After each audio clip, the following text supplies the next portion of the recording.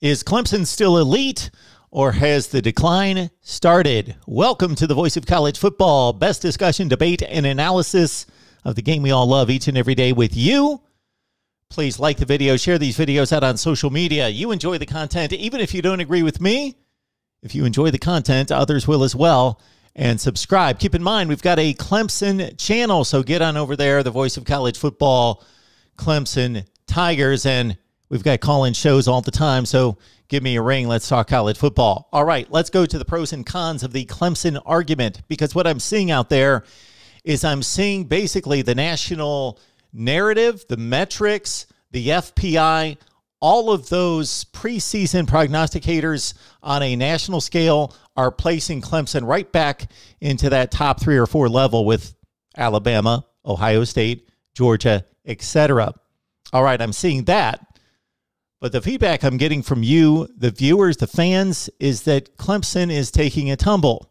Evidenced by 10-3 last season, losing to the likes of North Carolina State, Pitt, and obviously the offense was a mess last season. And is it showing signs that it's going to get better?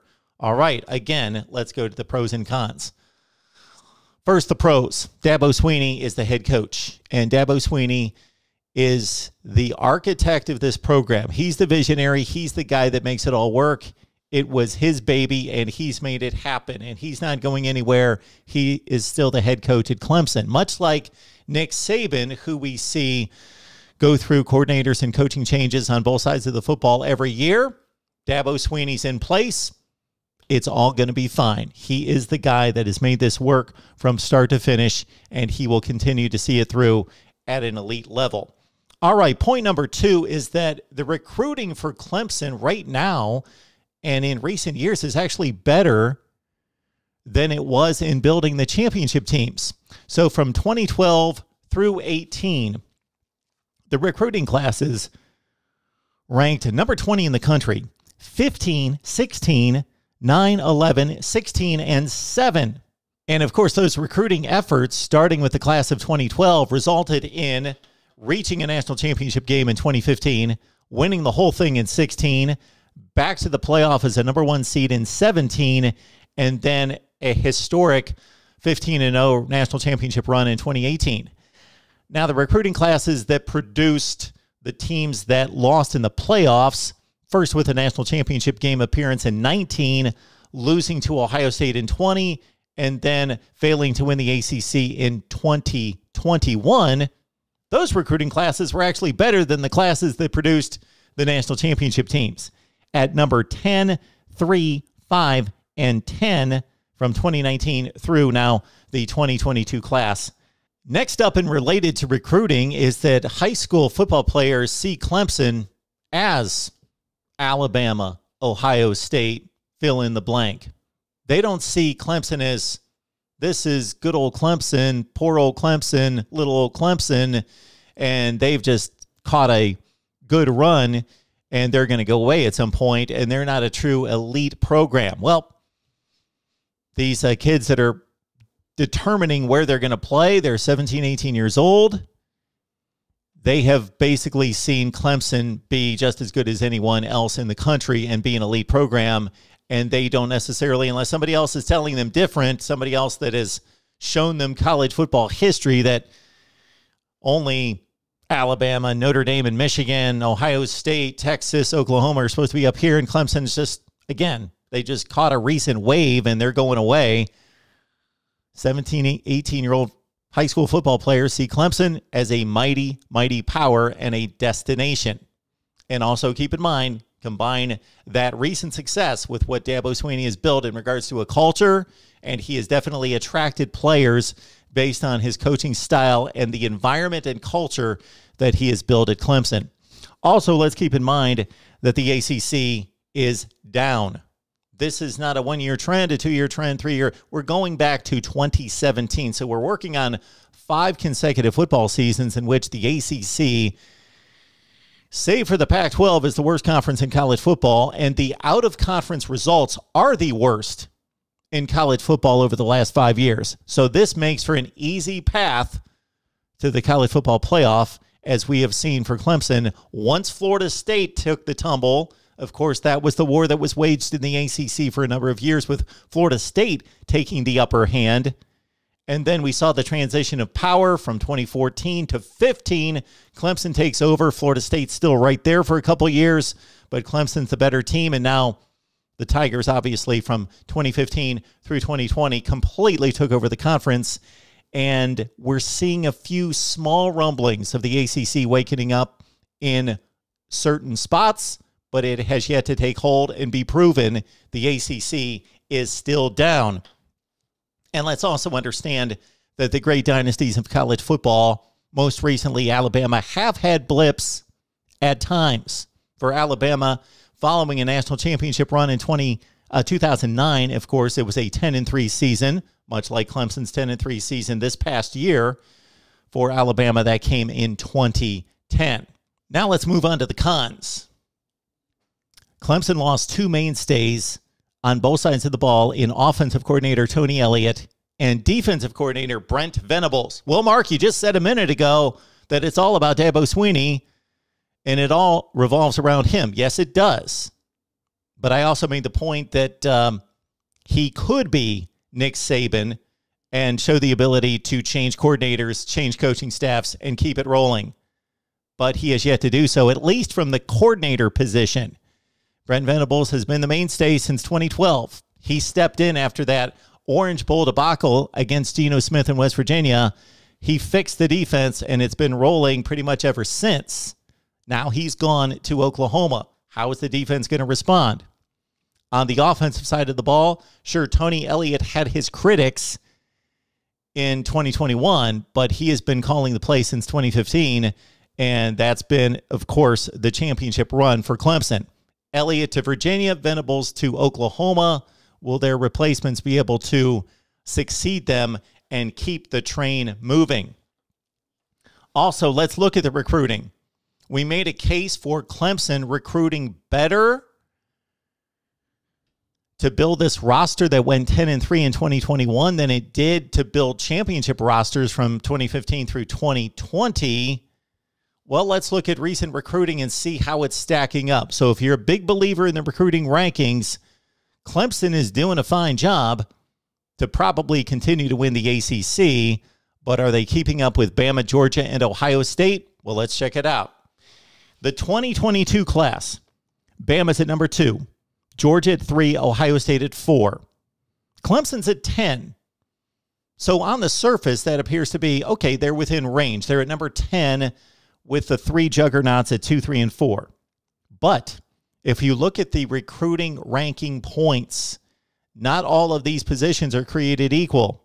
The difference between Bama at 2 with 322 recruiting points and Clemson at 259 is the difference between Clemson at number 10 and team number 41. Well, the difference between Georgia at 3 and Clemson at 10 is the difference between Clemson at 10 and the team that's at number 37. And the difference between Ohio State and Clemson, the same as Clemson at 10 and the 25th ranked team in the recruiting rankings. Okay, at 2021, that recruiting class, Bama 1, Ohio State 2, Georgia 4, Clemson at 5. Okay, much closer to the elite.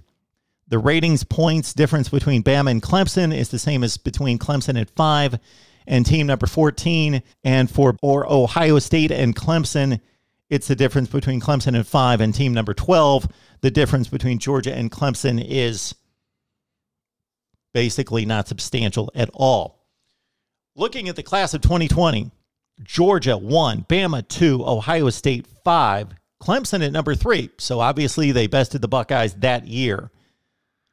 And they pretty much held firm with 309 recruiting points to Georgia's 313. So they were right there in the mix. No substantial difference between the elites. And as we go back to 2019, of course, the recruiting class right after the last national championship run, Bama 1, Georgia 2, Ohio State 14 with only 17 commits. Ohio State actually had the third best class based on average player rating. The Clemson ranking of number 10, the same distance between number 10 and 24 as it is between Bama at 1 and Clemson at 10. And Georgia at 2 and Clemson at 10, the same difference between Clemson at 10 and the team that ranked at number 21. Now on to the transfer portal. There are teams that are gaining as many transfers as recruiting classes in the 15, 16, and 17 player range. Not many teams.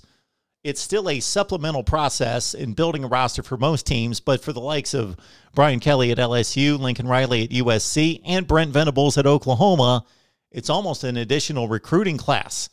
And of course, this is an area in which Dabo Swinney has been reluctant to join.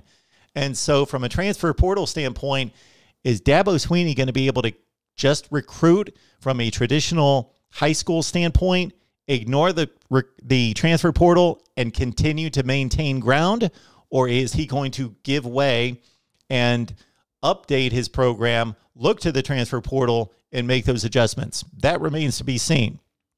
All right, we pointed out that Clemson recruited in the teens and 20s from 2012 through 18, that the recruiting classes, once again, were at number 20, 15, 16, 9, 11, 16, and 7. So what lifted those recruiting rankings up to national championship standards? Well, coaching development of the players was tremendous. But also, let's keep in mind that the three quarterbacks that succeeded each other from 2010 through 2018 were pretty phenomenal, especially the last two. You had Taj Boyd, who can't be discarded as a tremendous ACC quarterback. Then, of course, legendary play with Deshaun Watson, one of the best ever to step on the field, especially in the clutch. And Trevor Lawrence, a generational talent who was the number one pick in the NFL draft. It's the most important position, and Clemson got it right 3 consecutive times. And those players elevated good teams to greatness. Can Clemson continue to find that guy? Well, DJ Uiagalelei did not perform that way. After performing that way in relief of Trevor Lawrence in 2020, he was definitely not the guy in 2021. Now, he most likely is going to be the starter this fall, but is Cade Klubnik, the most recent 5-star, is he going to be Trevor Lawrence, Deshaun Watson? That's a lot to place on the guy's shoulders, but he's a 5-star. And will Clemson continue to be able to find at least that one guy each and every year who can transcend the team and lift it to another level? And then the other con here would be that the ACC is down. Well, that was a pro. Well, is the ACC forever going to be down to this degree? And there are 2 potential juggernauts out there in the state of Florida, and they seem a long, long ways away, especially Florida State, away from challenging Clemson. But keep in mind that Miami and Florida State are traditional powers in the modern era, post-1980, and there's a lot of potential there for them to recruit and build powerhouses. Clemson has to continue to yank the players out of Florida while Miami and Florida State are sitting right in the Sunshine State and able to recruit those players. And, of course, Miami just hired a coach who has won Pac-12 championships and a Rose Bowl and proven that he can win on the field after owning Pac-12 recruiting. So Miami and Florida State have been down for a long, long time. For Florida State, it's been 5, 6, 7 years. For Miami, it's been forever, going back to the early 2000s. But is that going to last forever? Clemson has taken advantage. They may have to step toe-to-toe with Florida State and Miami teams that are legit top 10 programs in the future. What's my verdict? My verdict is that Dabo Swinney's a tremendous, tremendous coach. He will get the right guys in place as coordinators and coaches. If he did not select the right ones this time, they'll be out the door and he'll replace them. He'll get it right on the coaching staff. He will continue to attract top-of-the-line players on both sides of the ball. The NIL factor is, of course, a wild card that I can't answer at this point in regards to Clemson's resources to make that happen. The probabilities are, though, there is no way that Clemson can sustain what they accomplished between 2015 and 2020, winning more than 90% of their games, going to the playoffs every year, winning national championships, going to national championship games. That cannot be sustained year after year after year after year. The probabilities just say it cannot be sustained. Is Clemson going away? No. Is Clemson elite? That remains to be seen. I'm going to say that they've got a number of cons in their way to try to maintain that status. Our thoughts on the Clemson Tigers going forward here in 2022, they got to fix the offense. That means the line and the receivers in addition to the quarterback play before they can move it on, and they should be fielding a vintage defense here in 2022. Your thoughts about Clemson football down in the comments section as we break down the game we all love each and every day with you. Best discussion, debate, and analysis. That's the aim. That's the goal. That's the mission. We'll see you next time.